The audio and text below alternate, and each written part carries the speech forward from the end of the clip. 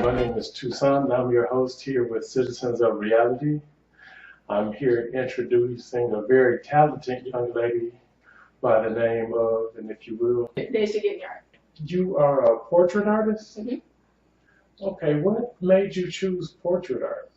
Well, when I was younger, I think as a lot of I'll say a lot of black artists do, we kind of draw what we see, and a lot of that in media and representation is white people, So I've always liked figure drawing, like superheroes and models, and I was like, I want to draw people that look like me. So I started getting interested in portraits of actors, portraits of models, and also assimilating images, and so that kind of went into figure drawing and then portraiture. Okay, when did you start? How old were you? Well, I've been kind of drawing all my life. So when I was younger, as a kid, I was really obsessed with Brother Bear, a Disney movie, and also The Lion King. And I would get those giant poster boards from the dollar store, and look at images and draw them. And you know how sometimes you can kind of tell when a kid is gonna have artistic ability. So my parents would always say that. And then as I got older, it just progressed more and more. Okay. Did you have an outlet in grade school or elementary school where you could really start developing your art, or was it something you did independently?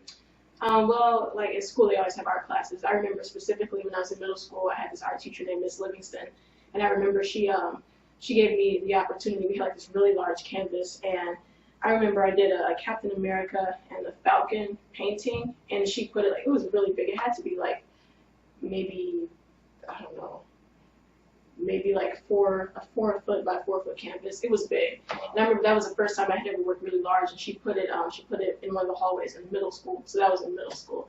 Then in high school, I had a couple art classes. I worked in it was beginners, then intermediate, then advanced, and then I wasn't on my own personal art yet. I was still doing assignments and trying to put my own personal spin in it. So that, as far as a creative outlet that was there. But then when I got to college in 2013, that's when I started experimenting with ink and pen and cross-hatching and color blocking and shading, Oh, okay. Well, until you got to college, what did you do? Was it all pencil? Was it charcoal? What did you use? Before I got to college, I was using pencil, number 2 pencil, because I wasn't really into the grades of pencil, a 2B, a 3H, all those different kind of shades. Yeah, and as I got older, I stopped using pencil because I didn't like how light pencil was. It's gray, you have to press really hard to get a dark shade, and so I started using ink because it was easier to get the darker shade quicker. Okay. Yeah, without a lot of effort. Yeah. Oh, that's cool. Mm-hmm. What amazes me about your work is the shading and the contouring. Mm-hmm. That has always amazed me as I've seen your work throughout the years that I've known you.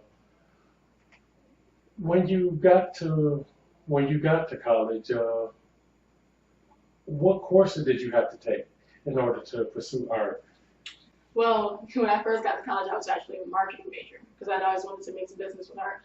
But after a year, I switched to studio art. So it was the average courses beginning drawing, understanding 2D foundations. And as you progress, it gets into 3D foundations. You have the opportunity to take life drawing classes where you draw from a nude model.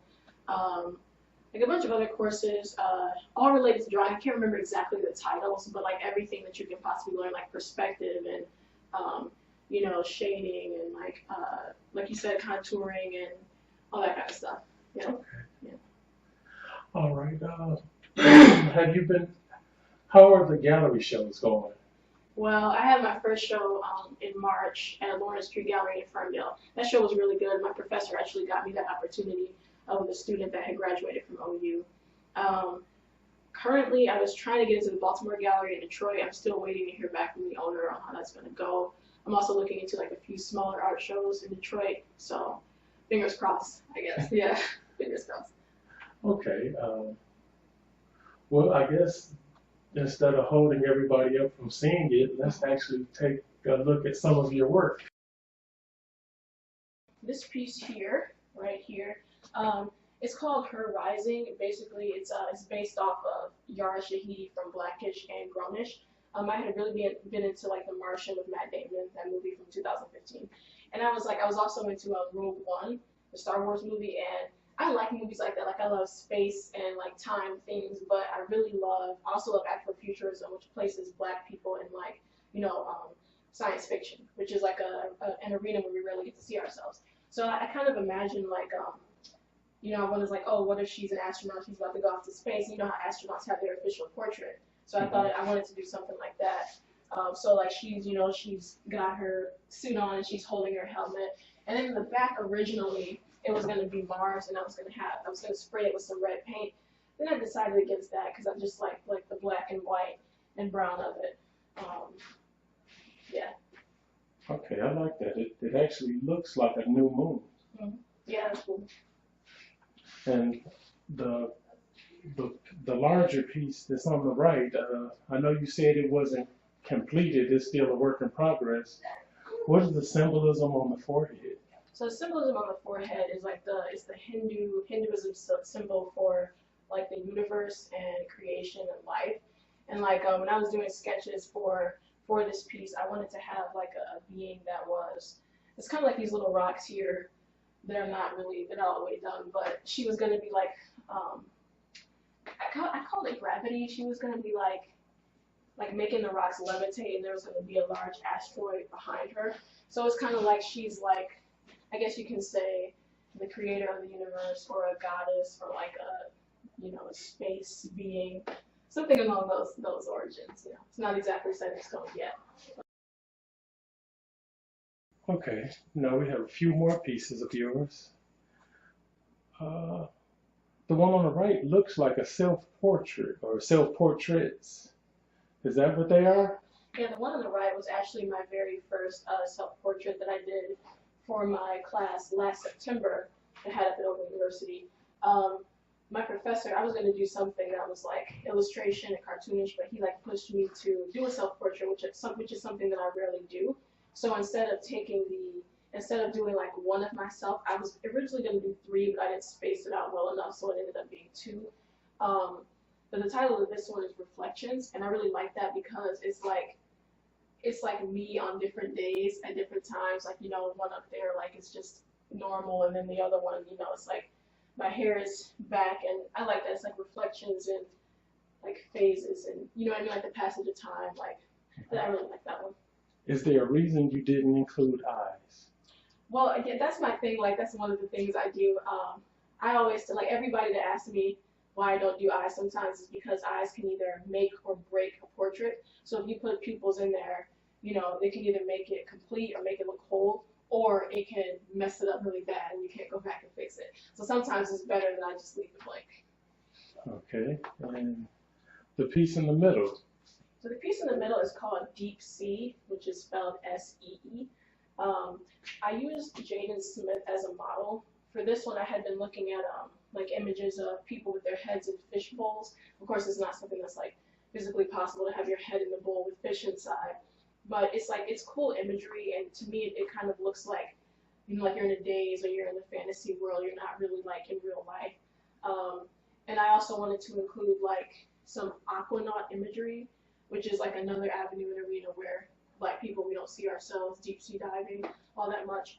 So I put the jellyfish, around him, because I also love jellyfish. Like the bioluminescence is like really cool. And some things in this drawing are for, deep purposes. Other things are just purely aesthetic. So like the jellyfish is just aesthetic, but the overall, has more of a meaning. Oh, okay. And did you want to explain the eye, or? The eyes on him, I put them in there because I thought it looked better, and I also I added a white Conte pencil for his pupil, just to give it the glare a little bit more, make it a little bit more realistic. Yeah. Oh, well, actually, I was more so referring to the symbol that looks like an eye. Oh, you mean this down here? Yes. Oh, that's actually just part of the uniform. Oh, okay. But I mean, I guess it can be interpreted as something, deep sea more, but mean, people see, you always see what you see in art, so. And finally, the piece to the left. The piece on the left is actually an incomplete self-portrait. The original plan for that was to have a male, and he was the point of view was from the ground up, so like you're looking from the bottom up, and I wanted the figure to look like they were rising. Like the name of it is called Ascension, and then parentheses Eve.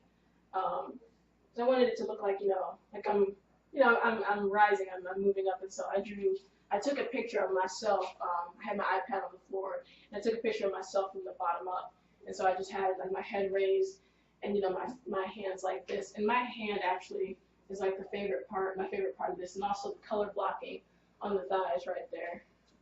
And it's incomplete because I wanted to add a little more shading, but the real story behind that is just rising, really ascending, like levitating, like think of the ascension of Christ, like not that divine, but that's what I wanted to get in. And I'm sure you have another piece you want to get started on.